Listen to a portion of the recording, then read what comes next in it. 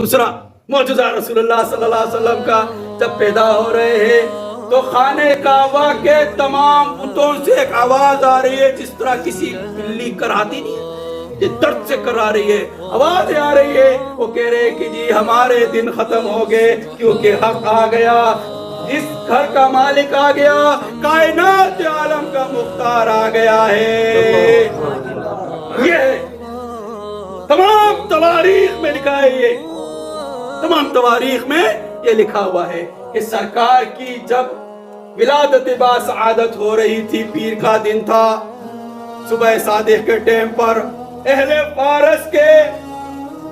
فارس کے جو بڑے بڑے ان کے برج تھے وہ گر گئے، پلر گر گئے۔ کیوں گرے؟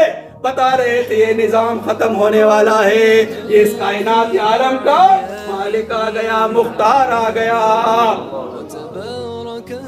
کون کون سے معجزوں کا ذکر کریں؟ آج تو ناسا بھی مان رہی ہے ایک معجزہ ہے سرکار، آج ایک ناسا بھی مان رہی ہے، سائنس مان لی اس چیز کو کہ کبھی چاند دو ٹکڑے ہوا تھا، اور کس نے ٹکڑے کیا؟